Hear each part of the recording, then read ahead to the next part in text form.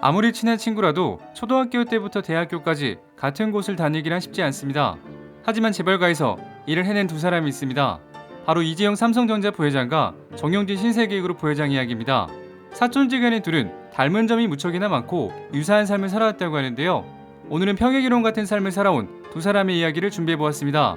이야기 시작합니다. 이재용, 정용진 두 사람 모두 이병철 삼성 창업주의 피가 흐르고 있습니다. 이병철 회장의 셋째 아들이 이건희 삼성그룹 회장, 막내딸이 이명희 신세계그룹 회장인데요. 둘은 한 살 차이로 같은 해인 1967년도에 결혼합니다.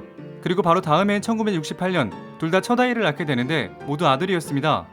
바로 이재용과 정용진이죠.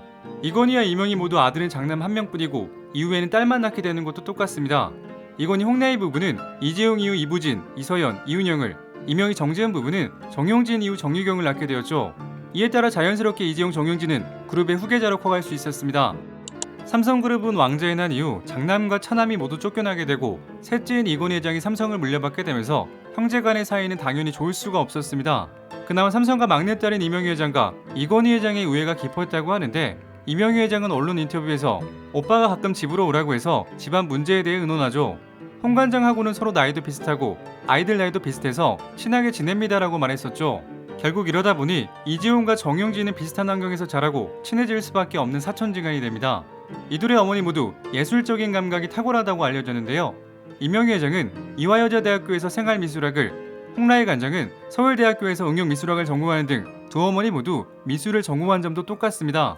두 동갑내기 사촌 형제는 나란히 경기초등학교, 청운중학교, 경복고등학교를 다닌 동창이기도 합니다. 다만 성격은 달랐다고 전해지는데요. 이재용은 학창시절 조용한 편이었지만 정용진은 외향적이고 사교적이라 친구들이 많았다고 합니다. 그리고 심지어 같은 서울대학교에 입학하고 단과대도 같았습니다. 이재용은 동양사학과에, 정용진은 서양사학과에 입학했죠. 다만 정용진은 서울대를 중퇴하고 미국으로 건너가 브라운대에서 경제학을 전공했고, 이재용은 서울대에서 학사를 마친 뒤 일본에서 석사, 미국에서 박사 과정을 밟았습니다. 군대는 모두 가지 않았습니다. 이재용은 허리디스크, 정용진은 가채종으로 군면제를 받았죠. 두 사람의 결혼 생활도 거의 유사합니다. 1995년 정용진은 드라마 모래시계로 최고의 인기를 구가하던 고현정과 결혼했고, 1998년 이재용은 대상그룹의 장녀 임세령과 결혼했습니다. 두 사촌지간 모두 아들과 딸을 차례로 낳은 것도 똑같은데요. 이재용은 2000년 이재용군을, 2004년 이현주 양을, 정용진은 1998년 정해찬 군을, 2000년 정혜인 양을 낳았습니다. 그리고 둘 모두 이혼을 경험했는데요. 정용진은 2003년, 이재용은 2009년도에 이혼했죠. 현재 이재용은 재혼을 하지 않고 있고, 정용진은 2011년 플로리스트 한지혜 씨와 재혼하며 새 가정을 꾸렸습니다. 고현정과 임세령 모두 아름다운 미모로 인기가 많았다고 하는데, 둘 모두 이정재와 관련이 있죠. 드라마 모래시계에서 이정재는 말없는 보디가드로 고현정을 헌신적으로 지켜주면서 많은 여성들의 인기를 받았습니다. 그리고 2014년 둘은 19년 만에 재회해서 침대 광고를 찍게 되었는데요. 둘이 사석에서 만나면 어떤 이야기를 나눌지 참 궁금합니다. 현재 이정재는 임세령과 연인관계로 현대판 남자 신데렐라로 불리고 있습니다.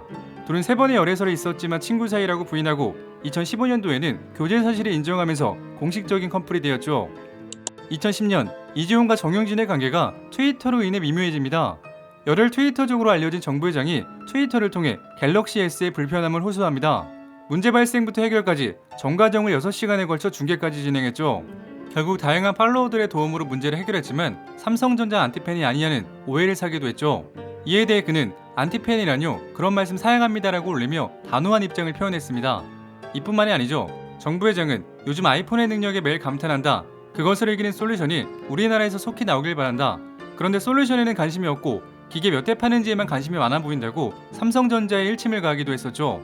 당시 삼성전자의 핸드폰이 아이폰의 혁신을 따라가고 있지 못한 채 안일한 대응을 하고 있다는 점을 지적한 거죠. 이 발언으로 이슈가 확산되자 삼성 애니콜만 15년 써왔던 저로서는 외부 세력이 휘젓고 다닐 때 제일 걱정하는 사람 중 한 사람일 것이다라는 해명의 글을 올리기도 했습니다. 2017년도에도 아이폰 10주년 기념작 아이폰 X의 인증사진을 올리면서 왜 이걸 접하면 몸과 마음이 경건해지는 걸까? 참으로 배울 게 많다는 글을 올렸습니다. 이외에도 아이폰을 쥐고 있는 모습을 인스타그램을 통해 올리기도 했죠. 이런 일이 여러 차례 반복되다 보니 일각에서는 정부 회장이 일부러 그러는 게 아니냐는 말도 나오고 있습니다. 또 정영진 부회장의 팔은 안으로 굽지 않는다라는 우스갯소리까지 나오고 있는데요. 알려진 바에 의하면 두 사람은 종종 만나고 평소 격이 없이 지내는 사이라고 합니다. 2021년 정부 회장의 걱정과는 달리 삼성전자는 Z 플립 등 혁신적인 모델 출시와 함께 오히려 시장을 선도하는 모습을 보이고 있습니다. 현 시점에서는 정부 회장이 애플과 삼성폰을 어떻게 비교할지 참으로 궁금합니다.